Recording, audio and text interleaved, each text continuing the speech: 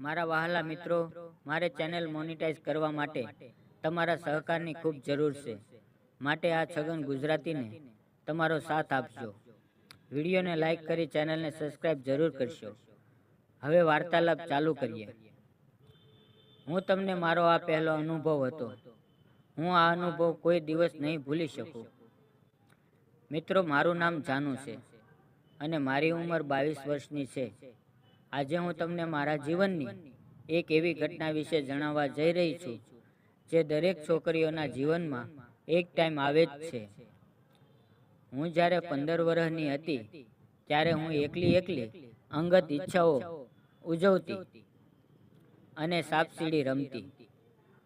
પણ આજ દિવસ સુધી મને કોઈ એવો નાગરાજ મળ્યો નહોતો જેની સાથે હું મારો અનુભવ અને વાત કરી સાપસીડી રમી શકું. થોડા સમય પહેલા મારે એક વાલમ બન્યો જેનું નામ છગન છે.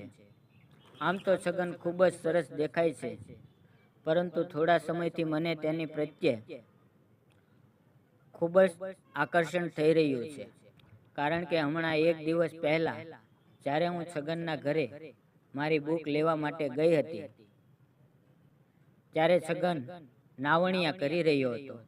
મને તો ખ્યાલ જ હતો કે છગન નાવણિયા કરી રહ્યો છે, પરંતુ મને તેની સાથે થોડી મજાક કરવાનું મન થયું અને મેં તેને કહ્યું કે છગન, એ છગન, બહાર આવ, મારે જવાનું મોડું થાય છે. અને છગન જેમ તેમ કરીને રૂમાલ વીંટવીને મને બુક આપવા માટે આવ્યો. જ્યારે મને બુક આપતો હતો ત્યારે છગનનો રૂમાલ સરકી ગયો અને મેં તે પણ જોયું. તેને જોયા બાદ હું તો પાગલ જ થઈ ગઈ. મારું મોઢું આખો લાડવો જાય એટલું ખુલ્લું રહી ગયું હતું. મારી આંખો પહોળી થઈ ગઈ હતી, કારણ કે છગન જેવું સુંદર દુનિયામાં કોઈ નહોતું. મને થયું કે હું અત્યારે જ તેને ભેટી લઉં, પણ એ કરવું ઘણું ખરાબ લાગે. તેથી મેં થોડીક સ્માઇલ આપી અને હું ત્યાંથી નીકળી ગઈ. તે દિવસે ઘરે જઈને મેં ખૂબ જ વિચાર કર્યો અને ખૂબ જ આનંદ લીધો. ત્યારબાદ આ વાતને અઠવાડિયું થઈ ગયું, પણ મને ચેન આવતું નથી. હવે મારાથી કોઈને કહેવાતું પણ નથી અને રહેવાતું પણ નથી. પણ આજે મારા મમ્મી પપ્પા 4 દિવસ માટે ગામત્રે જઈ રહ્યા હતા અને મારા ઘરે કોઈ છે નહીં.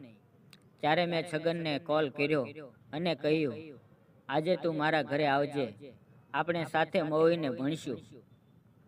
એટલે છગન બોલ્યો, હા, હું આવું છું.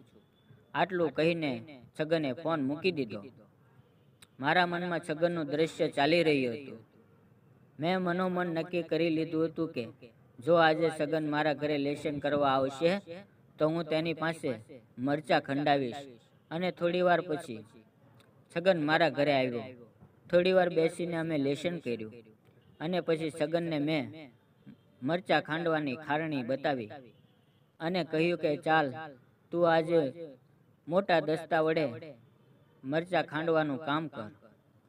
અને છગને પણ આ કામની અંદર જાણે આનંદ આવતો હોય એમ તે તરત જ તૈયાર થઈ ગયો અને દસ્તો લઈને જોર જોરથી મરચાં ખાંડવા લાગ્યો. અને ત્યાં અચાનક મારા ઘરે મારા ભાભી આવ્યા અને પછી ભાભીએ છગનનો દસ્તો તેના હાથમાંથી લઈ લીધો. પછી ભાભીએ પણ પાછો ફરીને છગનને કહ્યું. તે શું કહ્યું અને શું બન્યું તે જાણવા માટે મિત્રો વિડીયોને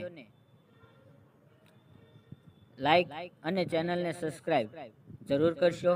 ફરી મળશું એક નવા વિડીયોમાં. ત્યાં સુધી આવજો. વિડીયો પૂરો જોવા બદલ તમારો ખૂબ ખૂબ ધન્યવાદ.